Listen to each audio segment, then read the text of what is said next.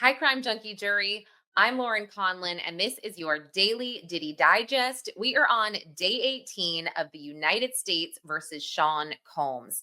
Now, Jane took the stand again to continue with her direct testimony with prosecutor Maureen Comey. And Jane is a pseudonym. She is trying to protect her true identity. And as a refresher, she dated Diddy from 2020 up until his September 2024 arrest. And she dropped a really big bombshell in court on day 18, where she disclosed that Diddy still pays for her $10,000 a month rent. She also described the fact that he did not like her teeth, so he bought her veneers and a lot more. But let's get into it. So Jane testified about traveling to Las Vegas with Diddy on his private jet where they had a quote hotel night. And again, she testified that Diddy would call these debaucherous nights or debauchery and hotel nights. He wouldn't call them FOs with her, although they seem to be very similar to FOs, if not the exact same thing. And, she just noted more of the same that we've already heard. He wanted her to be freaky and sexual. And she talked about wanting these escorts to wear uh to be safe. Let me just say that for the algorithm. She wanted them to be safe, and Diddy would push back just a bit. And there also was a video that was shown to the jury, not to the public, about her requesting a man named Don to wrap it up, and Diddy intervened kind of with disapproval, and she avoided pushing back on him to quote make him happy. So she also said that Diddy liked for her to make these recordings of the encounters. Now, she also testified that after a lot of these hotel nights, she and Diddy would go back to his place and she would cook for him, give him massages, put on his favorite show. And she would really enjoy this time with him because he was so happy after. And she got alone time with him. And this is kind of a similar testimony that we heard from Cassie as well. And we also saw her read a text to Diddy expressing a desire to return to the early days of their relationship where, there wouldn't be other people involved, there wouldn't be hotel nights involved. And she kind of said she didn't want to feel obligated to perform these hotel nights because she feared losing her rent. And, we've seen some pushback from Diddy. And she also kind of described this on day 17, where he would just be dismissive about it. Or he'd say, yeah, we don't have to. We don't have to. And then it would happen again. She also said that she took drugs during these hotel nights because she didn't want it to feel real. And she described feeling disgusted and repulsed the two occasions that she tried to do a hotel night without drugs. It definitely felt too real for her. And she was crying a lot on the stand. She was really very emotional.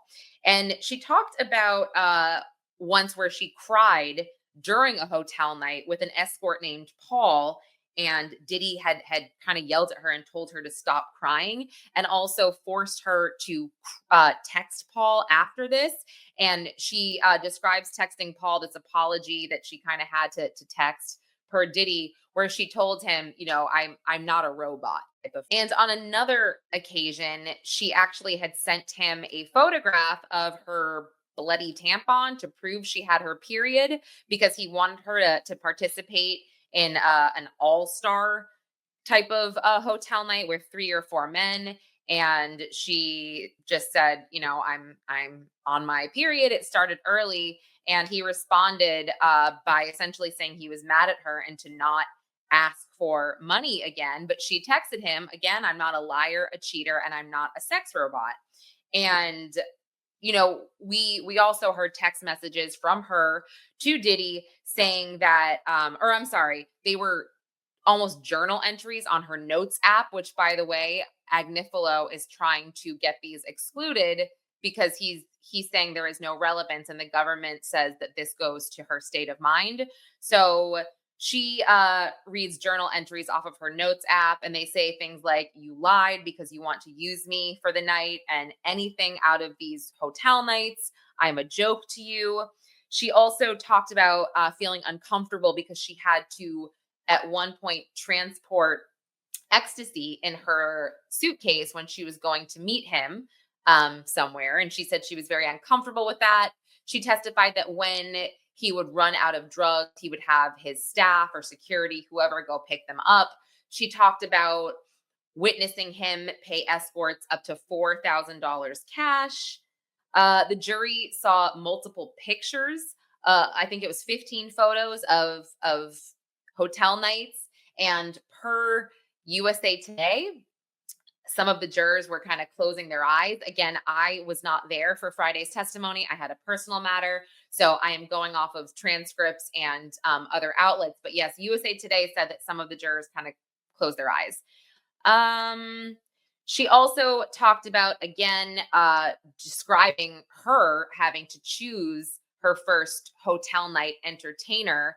And this was in 2021 or 2022. And she said, she chose this person because she was kind of placating to Diddy. Again, we're hearing a lot of this. She just wanted to make him happy. She also talked about being repulsed by a sweaty man who was an entertainer, and she just said she was not attracted to him, and she had asked him to leave, and Diddy also brought another escort in after that. She also testified that she was in pain very often. She had yeast infections. She would have neck and shoulder pain just from being in certain positions, and UTIs. And she also talked about feeling really cheap after she saw a photograph of Diddy with another woman.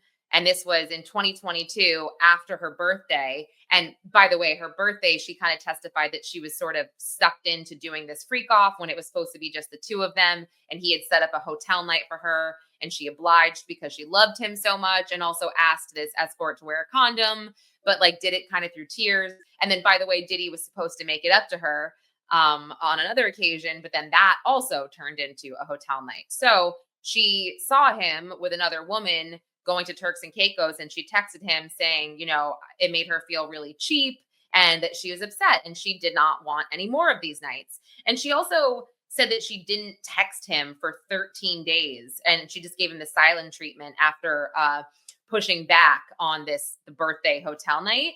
And we heard or we didn't hear it. The jury heard voice notes. And I went on TMZ.com and I did hear one of the voice notes from Diddy. And this actually was about her giving him the silent treatment. And he said something like, kind of like do your job type of thing, and I'll do my job. So there's that. And she talked about Diddy's travel agent booking flights for them and booking flights for some of the escorts if necessary. And let me see if there was any more big bombshells. That was pretty much, I think, it for the bombshells of the day, or the really important testimony. I think that we're most likely going to hear a lot more as they finish up with her and the defense gets to cross-examine her, and the defense will be cross-examining her either day 19 or day 20, and that will be Tenny Garagos. So we'll see how that goes. But thanks everyone for watching and for listening, and I will see you soon with another Daily Diddy Digest on Crime Junkie Jury.